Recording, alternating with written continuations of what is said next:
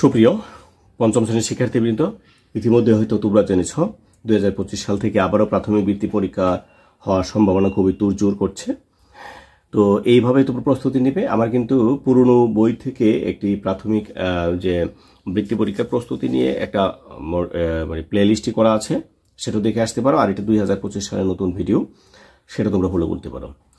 তো বৃত্তি পরীক্ষার গাইডলাইন বিষয় নিয়ে আমি একদিন তোমাদের সামনে অতি দ্রুতই আসছি। তো অতি শীঘ্রই দেখা হবে তোমাদের সাথে। আচ্ছা, যাই হোক, আজকে আমরা কথা বলবো তোমাদের 38 নং পৃষ্ঠায় যে উদাহরণগুলো দেওয়া আছে সেখান থেকে 3 নং প্রশ্ন নিয়ে। তো 3 নং প্রশ্ন নিয়ে আমি কথা বলবো। 3 নং প্রশ্ন আমরা শুরু করার আগে আর একটা কথা বলছি, সেটা হচ্ছে তোমাদের আগের যে ভিডিওটা আছে, ঠিক এই মুহূর্তে উপরে একটা লিঙ্ক আছে, আগের ভিডিও থেকে তোমরা যদি 1 এবং 2 দেখে নিয়ে আসতে পারো তোমাদেরই উপকার হবে। তো আর তোমাদের যদি বড় ভাইয়েরা থাকে 6ষ্ঠ শ্রেণীর, সেই ভিডিও তো পাবলিশ হচ্ছে নিয়মিত, সেটা দেখে আসতে পারো। আচ্ছা, যাই হোক, এখানে দেখা যেটা দেওয়া আছে 3 নম্বর হচ্ছে খালি ঘরে সংখ্যা নির্ণয় করি। তো খালি ঘর এখানে কত আছে? 3 ভাগের 1 আছে, তারপর 6 ভাগের খালি ঘর। এখানে 2 নম্বরে যেটা আছে নিচে খালি ঘর, 3 নম্বরে যেটা আছে উপরে খালি ঘর, 4 নম্বরে যেটা আছে নিচে খালি ঘর। তো প্রিয় শিক্ষার্থী, এই খালি ঘর নিয়ে আমি খুব তোমাদেরকে একটি দারুণ একটি ট্রিক্স দেব। এই ট্রিক্সটা কিন্তু তোমাদের রাখতেই হবে এবং মনে রাখতে হবে, যা পরবর্তীতেও আমাদের কাজে লাগবে। তো যাই হোক, 3 নম্বরে যেটা আছে, 3 নম্বরে 1 নম্বরে বলছে 3 ভাগের 1 ভাগ আর হচ্ছে 6 ভাগের খালি ঘর। খুব সহজ, কিন্তু যদি না পারো খুবই কঠিন। তো এখানে দেখো, আরেকটা আমি 2 নম্বরটা লিখে নিচ্ছি। আমি সবগুলো একসাথে লিখে নিই, তাহলে তোমাদের জন্য সহজ হবে। 2 নম্বরটা আছে 5 ভাগের 4 ভাগ আর হচ্ছে 12, নিচে হচ্ছে খালি ঘর। এটা 2 নম্বর। 3 নম্বরে হচ্ছে 6 ভাগের 3 ভাগ, তারপর উপরে হচ্ছে খালি ঘর আর নিচে হচ্ছে 2। আর 4 নম্বর যেটি, 4 নম্বরে হচ্ছে 54 ভাগের 12 ভাগ, তারপর হচ্ছে 2 আর নিচে হচ্ছে খালি ঘর। তো প্রিয় শিক্ষার্থী, আমরা এখানে ছোট্ট 2টা নিয়ম বলবো। এই ছোট্ট 2টা নিয়ম মনে রাখতে পারলে এরকম ভগ্নাংশের, মানে সাধারণ ভগ্নাংশের যে খালি ঘরগুলো আছে, এগুলো নিয়ে মিশেই তুমি সমাধান করতে পারবে। তো এখন তাহলে এই ছোট্ট ট্রিক্সটা কি? ছোট্ট ট্রিক্সটা হচ্ছে, এই ট্রিক্সটা পরে আমি শুরু করছি সমাধানটা।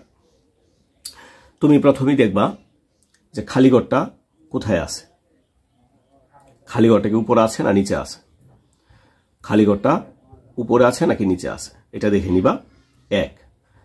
2 নম্বর হচ্ছে খালি ঘর যেদিকে আছে আর বিপরীত পাশে যেগুলো অবস্থিত, সেগুলো কি বড়র দিকে খালি ঘর নাকি ছোটর দিকে খালি ঘর? এখানে একটা বিষয় আমি খেয়াল করো, আমি যে নিয়মটা বলছি সেটা হচ্ছে উপরে খালি ঘর। এখন তুমি নিচে যাইবা, এই নিচের যে 2টা আছে সেটা তুলনা করবা।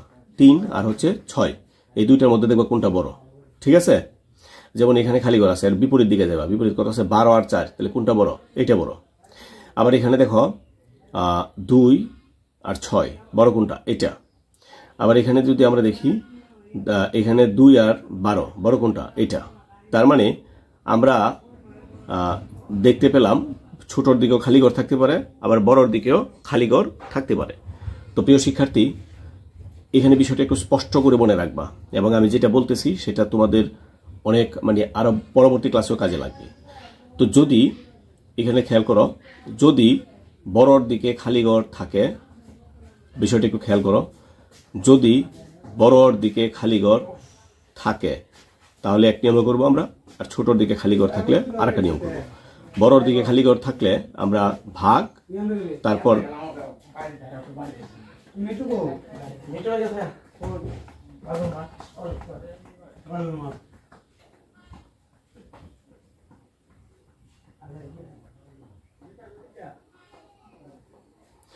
আচ্ছা শোনো, যদি বড়র দিকে খালি ঘর থাকে প্রথমে ভাগ করবা, তারপর গুণ করবা। ঠিক আছে? বড়র দিকে খালি ঘর থাকলে কি করবা? প্রথমে ভাগ করবা, তারপর গুণ করবা। এটা কিন্তু মুখস্থ রাখতে হবে। বড়র দিকে খালি ঘর থাকলে প্রথমে ভাগ করবা, পরে গুণ করবা। যে ফলটা হবে ফলটা সাথে, আর কোনটা গুণ করবা সেটা আমরা দেখাবো। আর যদি ছোটর দিকে খালি ঘর থাকে তাহলে ভাগ করবা, আবারও ভাগ করবা। ঠিক আছে? আমি আবারও বলি, বড়র দিকে খালি ঘর থাকলে প্রথমে ভাগ, তারপর গুণ, আর ছোটর দিকে খালি ঘর থাকলে প্রথমে ভাগ, তারপরেও ভাগ। এখানে দেখি আমরা, এটা দেখো বড়র দিকে না ছোটর দিকে, এই 2টা তুলনা করবা। মানে তোমাদের যেখানে শূন্যস্থান আছে ঠিক আর বিপরীত পাশে তুলনা করবা। তাহলে এই যে 3 আর 6, তাহলে কোনটা বড়? 6 বড়। তার মানে খালিটা কোন দিকে? খালিটা হচ্ছে বড়র দিকে খালি। আর বড়র দিকে খালি হলে প্রথমে কি করতে হবে? প্রথমে ভাগ, তারপর হচ্ছে গুণ। এখন ভাগ আমরা 2 দ্বারা এটাকে ভাগ করব। 2 দ্বারা 3 দ্বারা আমরা 6কে ভাগ করব। 3 দ্বারা যদি আমরা 6কে ভাগ করি কত হবে? 2। এখন যে ফলটা আসছে ফলটা কি করব? গুণ করব। কোথায় গুণ করব? এই খালি করে না, গুণ করব যেখানে দেওয়া আছে সেখানে। তাহলে এখানে কত হবে? 2 একে 2। তাহলে এই ভগ্নাংশের সমান হচ্ছে এটা। ঠিক আছে। আবার এখানে আমরা দেখি এখানে খালি ঘর করতে বড়র দিকে। তো বড় দিকে খালি ঘর থাকলে আমরা কি করব? আগে ভাগ, তারপর গুণ। তাহলে আমরা গুণ ভাগ করি। 4 দ্বারা 12কে ভাগ করলে কত হবে? 3। 3 দ্বারা যদি আমরা 15কে গুণ করি তাহলে 3 5 15। এবার এখানে দেখো এখানে আছে 2, এখানে 6। তাহলে ছোটর দিকে খালি ঘর। ছোটর দিকে খালি ঘর হলে কি হবে? আমি বলছি প্রথমে ভাগ, তারপর আবারও ভাগ করতে হবে। তো এখানে দেখি আমরা 2 দ্বারা যদি আমরা 6কে ভাগ করি তাহলে কত হবে? 3। 3 দ্বারা 3কে গুণ করলে কত হবে? 1। সরি, এটা তো ছোটর দিকে। তাহলে আমরা কি করবো? ভাগ করব। এটাকে ভাগ করলে 3, 3 দ্বারা এটাকে ভাগ করলে 1। 3 একে 3। ঠিক আছে। আবার এখানে যদি আমরা দেখি এটা খালি ঘর ছোটর দিকে, তাহলে আমরা কি করবো? ভাগ করব। ভাগ করে আবারও ভাগ করব। 2 দ্বারা যদি আমরা 12কে ভাগ করি কত হবে? 6। 6 দ্বারা যদি আমরা 54কে ভাগ করি 6 নং 54। তো প্রিয় শিক্ষার্থী, তোমাদের কেমন লেগেছে অবশ্যই আমাকে জানাবে।